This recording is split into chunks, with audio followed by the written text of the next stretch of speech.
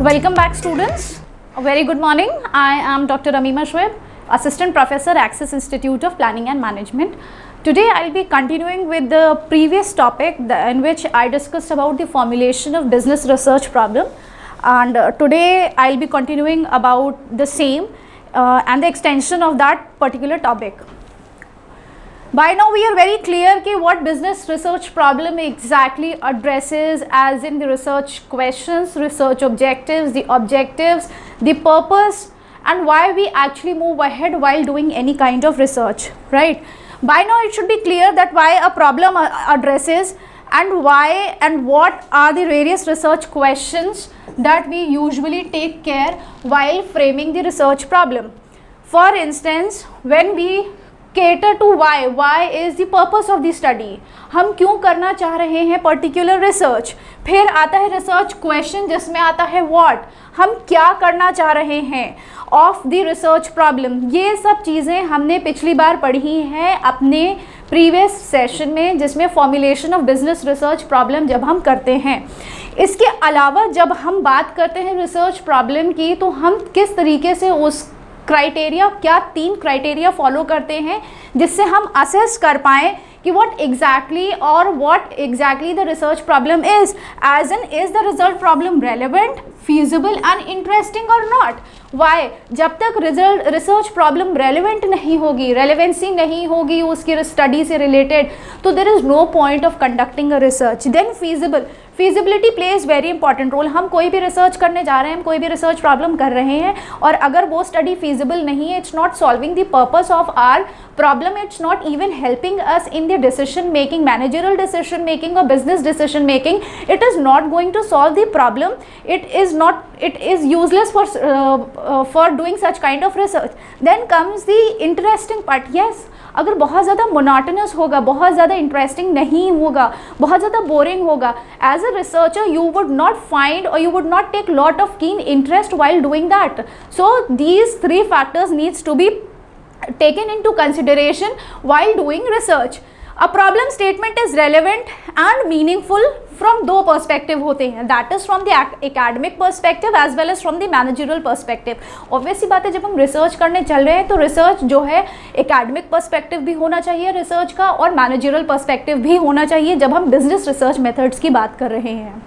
तो from a managerial perspective, research is relevant, reason being a problem that currently exist in organization setting. अगर वो problem है organisation की setting में exist कर रही है तो वो रेलेवेंसी बताती है. An area that a manager believes needs to be improved in the organization. As a manager आपको लगता है कि कुछ प्रॉब्लम एरिया है, कहीं पे हमें डिसीजन लेना है, तो उस जगह पे हमें अगर कुछ डिसीजंस लेने की रिक्वायरमेंट है, कुछ चेंजेस की रिक्वायरमेंट, कुछ इंप्रूवमेंट की रिक्वायरमेंट है, तो भी हमें उसी से पता चलता है.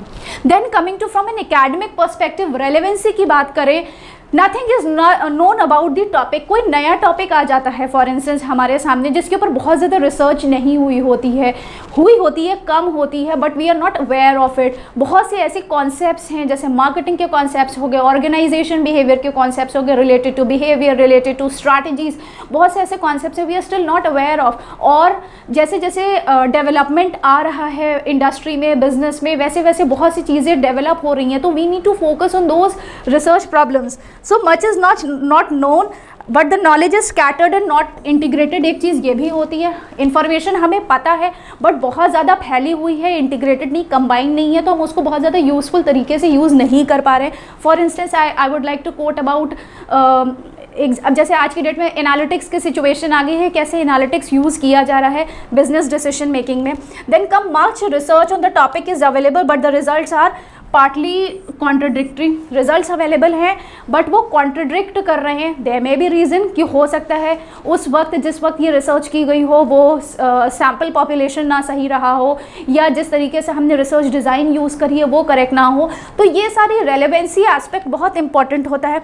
Establish relationship to hold in certain situations, बहुत ज़्यादा रिलेशनशिप्स करेक्ट तरीके से नहीं डेवलप की गई है बिटवीन द वेरिएबल्स जिसमें हम स्टडी कर रहे हैं. दूसरी बात आती है problem statement is relevant but also feasible. Relevancy तो पढ़ ली, फिर हमें फीजिबिलिटी एस्पेक्ट भी समझने की जरूरत है। A problem statement is feasible if you are able to answer research questions within the restrictions of the research project. Yes, हम एक चीज़ ये जानते हैं, जब हम रिसर्च की बात करते हैं तो रिसर्च की फीजिबिलिटी एस्पेक्ट कुछ हम नैरो डाउन करते हैं अपनी सिचुएशंस को, अपनी प्रॉब्लम एरिया को। हम अनलिमिटेड या स्कोप के बगैर हम अपनी रिसर्च नहीं कर सकते, तो हमें ये देखना है within that limited resources क्या हमारी रिसर्च फीजिबल है कि नहीं है, within those restrictions research project feasible है कि नहीं है। Then it is important that you develop a narrowly defined research questions that can be investigated within a reasonable amount of time, money and effort. Yes, ये बहुत important topic होता है, ये बहुत इंपॉर्टेंट एस्पेक्ट होता है जिसमें time, money and effort की बात आती है।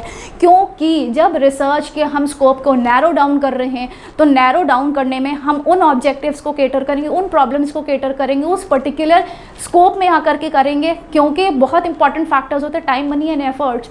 आप अनलिमिटेड पीरियड के लिए रिसर्च नहीं कैरी आउट कर सकते हैं जिसका कोई अंत ना हो। So you, because at the end of the day you have to come up with solution. अगर आप unlimited without any time frame, without any money and efforts के को कंसिडर करते हुए रिसर्च करेंगे तो यू हैव टू अंडरस्टैंड कि वो रिसर्च के जब रिजल्ट्स आएंगे, उन प्रॉब्लम्स के जब रिजल्ट आएंगे तो that would not be feasible for that particular point of time. हो सकता है वो प्रॉब्लम खत्म होकर दूसरी प्रॉब्लम हमारे लिए अराइज हो गई हो।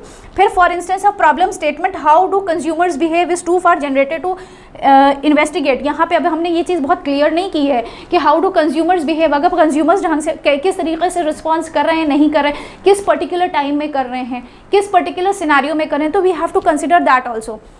फिर आता है good problem statement is interesting also. हमने क्या 3 चीज़ें पढ़ ली, हमने रेलेवेंसी पढ़ ली, रेलेवेंसी हो गई, फिर हमारी फीजिबिलिटी हो गई, then comes interest.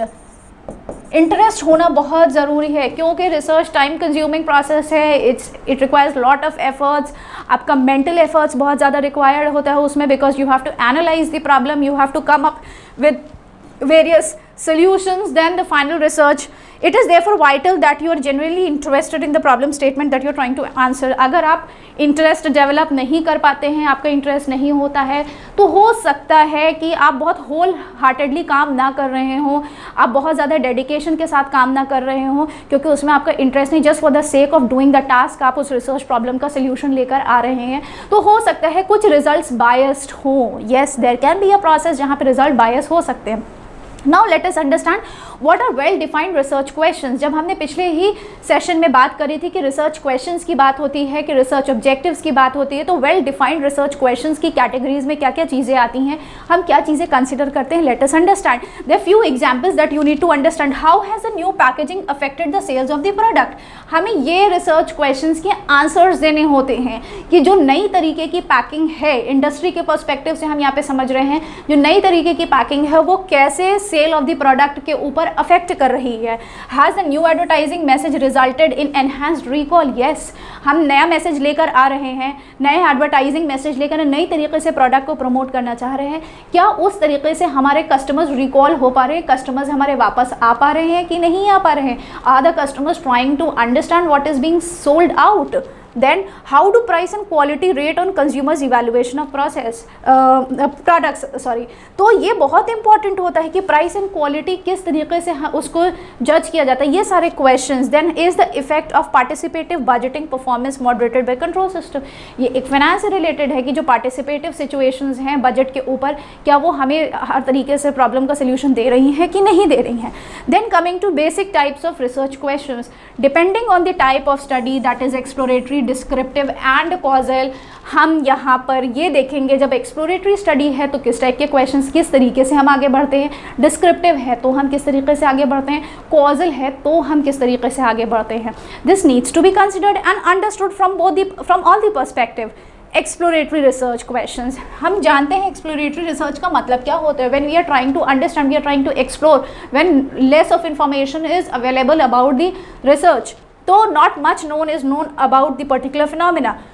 Existing research results are unclear or suffer from serious limitations. ये भी exploratory research questions. The topic is highly complex. There is not enough theory available for the development of the theoretical framework. तो research questions descriptive में क्या होंगे?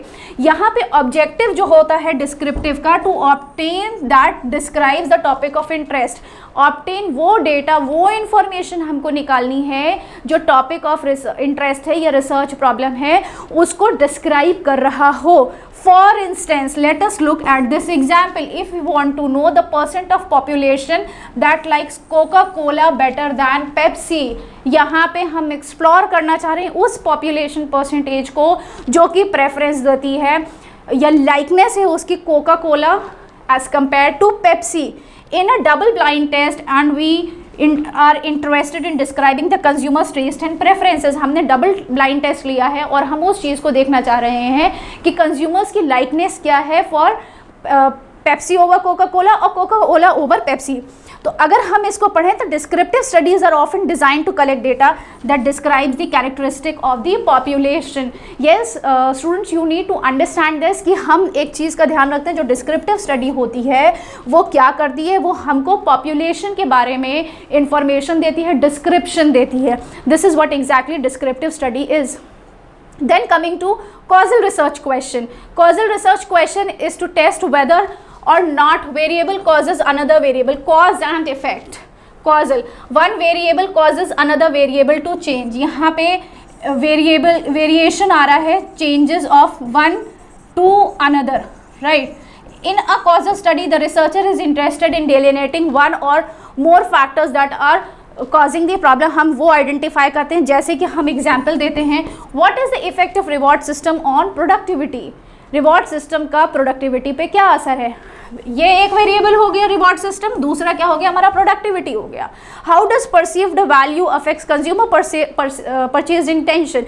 Perceived value of particular product किस चीज़ के ऊपर असर डाल रही, चेंज डाल रही है, कंज्यूमर परचेज इंटेंशन पे डाल रही है. किस तरीके से चीज़ें चेंज हो रही हैं.